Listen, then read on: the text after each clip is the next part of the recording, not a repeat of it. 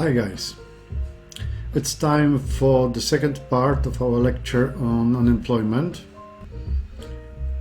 So you can hear the background, probably a little bit of jazz, just to cover some noises that may be recorded during the daytime. Sorry, it's always home production.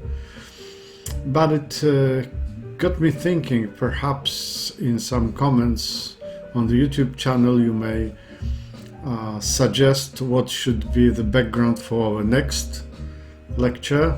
Just give me a link on YouTube to some music you would like to hear and I will try to accommodate you with that, okay?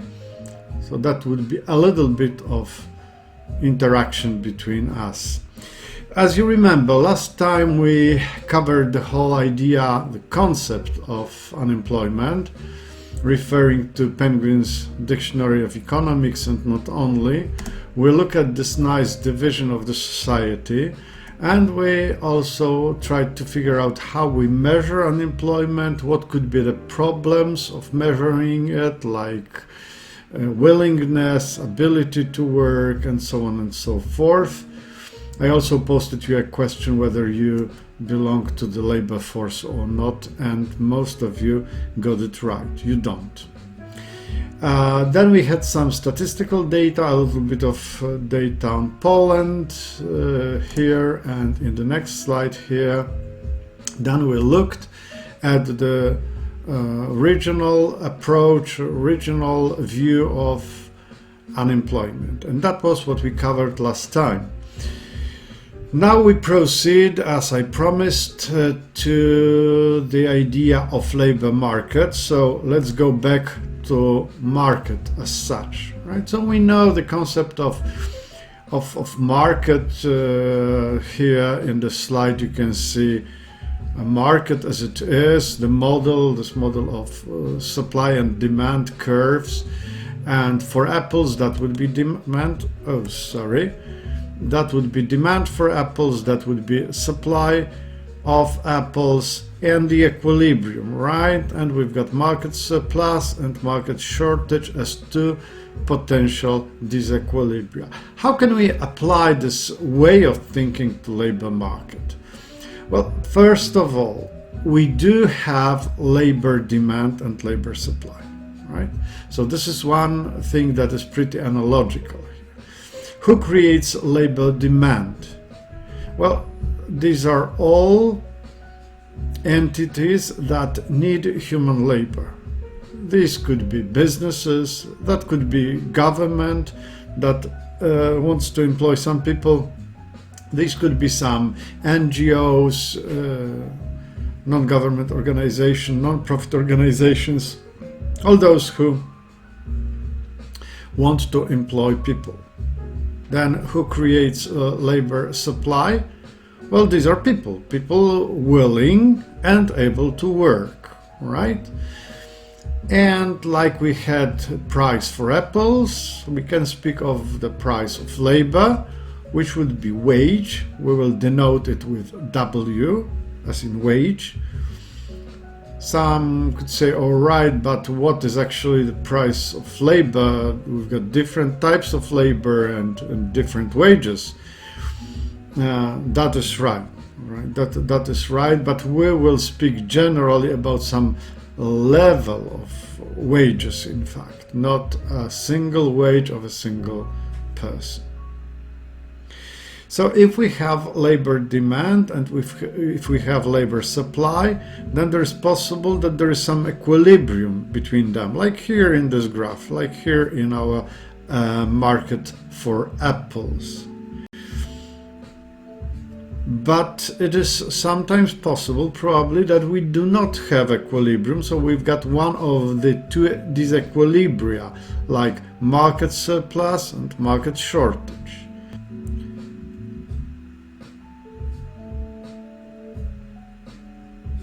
With market shortage in labor market, we would say that quantity supplied is much less than quantity demanded. So businesses need much more people than they are available in the market, and that would probably push prices of labor up. towards the equilibrium, like it was with a normal, classical, you could say, market for apples. So imagine the situation when we need a lot of doctors. That could be our current situation with coronavirus having it around the world, actually. So we need a lot of doctors, and there are not enough doctors, so probably salaries of doctors could be pushed up, especially when it comes to private sector, private health services. Market surplus in labor market, well, quantity demanded being considerably smaller than quantity supplied. There are more people willing and able to work than businesses want to employ. Well, this is the crucial thing for our lecture, actually.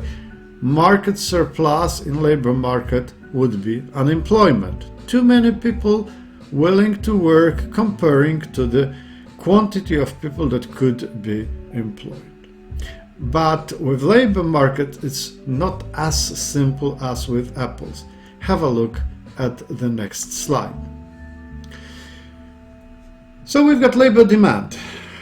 This is just an analogical thing to demand for apples, potatoes, any other good that we analyzed in our microeconomic course.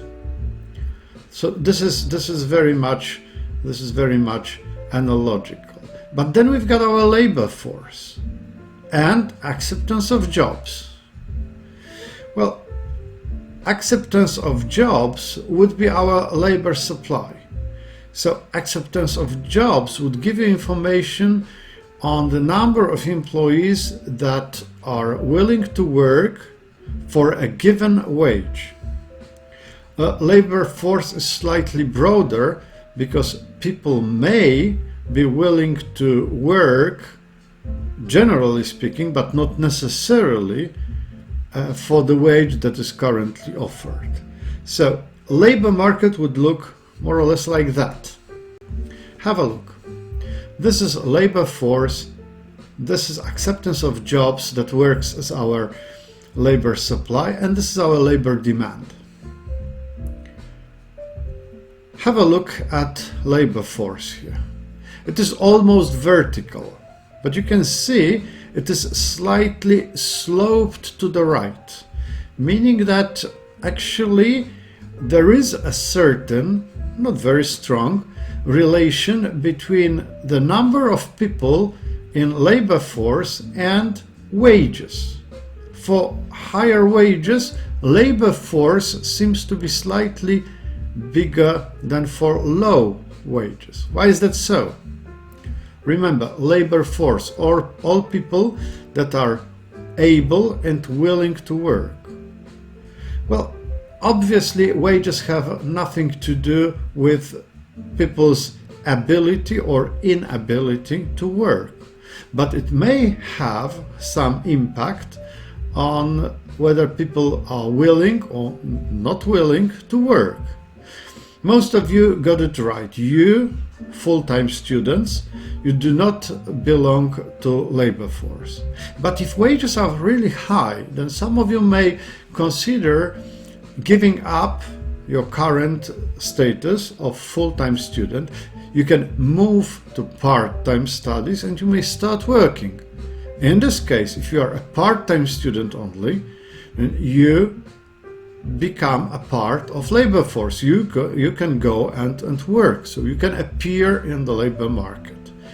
That's why labor force is slightly sloped to the right.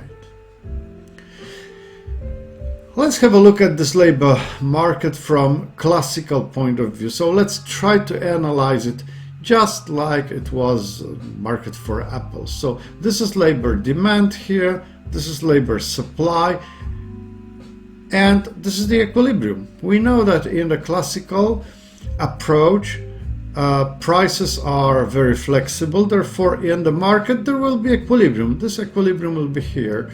So at the wage of W0, we've got NA people willing to work. That's labor supply. and we've got NA people that businesses want to employ. So that's equilibrium here. But as you can see, for this level of wage, W0, we've got this level of labor force. That would mean that those people, NA, are employed. Those people between NA and NB are unemployed.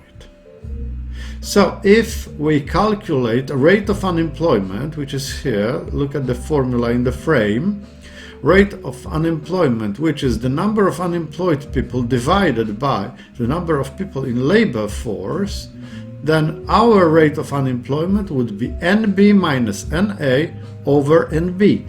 This is our unemployment. Prices are perfectly elastic. They adjust very quickly to changing conditions on the labor market. So imagine for a second then that labor demand decreases. Okay, so this curve shifts to the left, like the red one here is, right? So we've got this shift to the red position at this level of wages.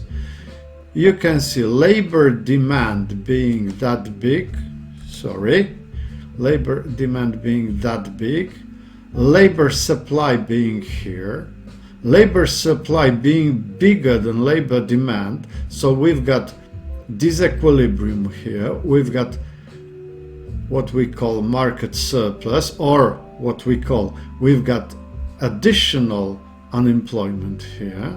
Not only this one, but also this one would be unemployment. But this disequilibrium will quickly disappear, right? Why? Because prices, wages, will start to decrease and we will reach new equilibrium with lower wages. This unemployment, this surplus here, will simply disappear. So this is how classics see labor market.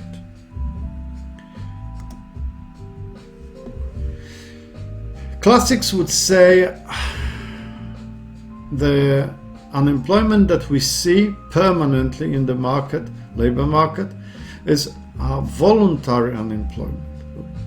Who are those who are voluntarily unemployed? Let's have a look back at our graph. These are people that are unemployed when we've got market equilibrium. Why are those people unemployed? Have a look. They do belong to labor force, no doubt about that, but actually they would appear on the curve of labor supply only if wages are bigger. People here would work at this wage. Since currently this wage is much lower, they remain unemployed. So this is basically what voluntary unemployment is about. People do not accept working conditions, mainly the price of their work, but this could be other working conditions as well. So they are not employed because in fact they don't want to be employed.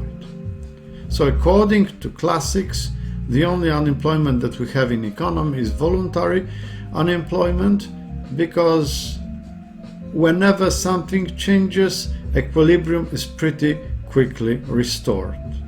And there is no possibility for a prolonged disequilibrium in labor market. This is classical point of us. Okay, so whenever labor demand shifts to the right, we see shortage in the market, and there is a kind of pressure on the increase in wages to achieve the new equilibrium. And this is kind of consistent with what we said about changes in aggregate demand when we talk about GDP macroeconomic equilibrium in classical sense, in classical approach. When aggregate demand increases, when we see that people, businesses, government want to buy more, then we need to produce more. In order to produce more, we need more people. We need more people working. So this is the situation when labor demand shifts to the right. Wages, as a result, wages would go up as well. So this is where classics would say, if aggregate demand increases, then inflation occurs.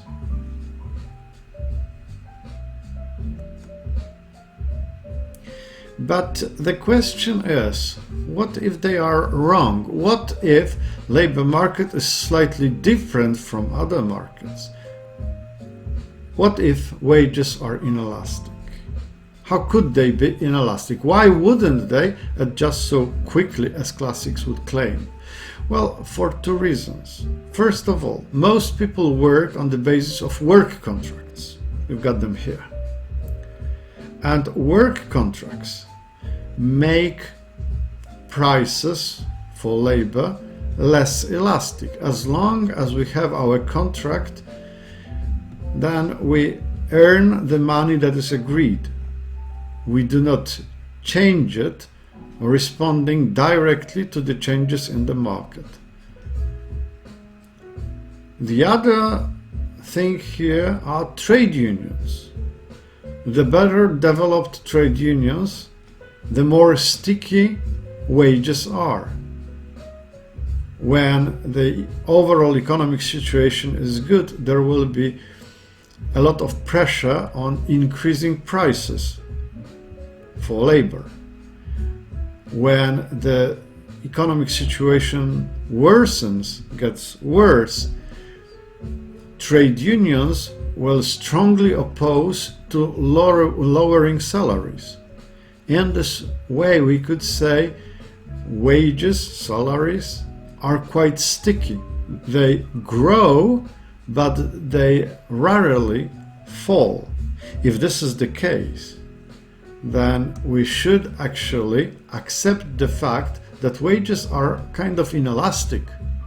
And this is very similar to the assumption made by John Maynard Keynes, who said, well, prices are inelastic, are not flexible. And Keynesian point of view here would be,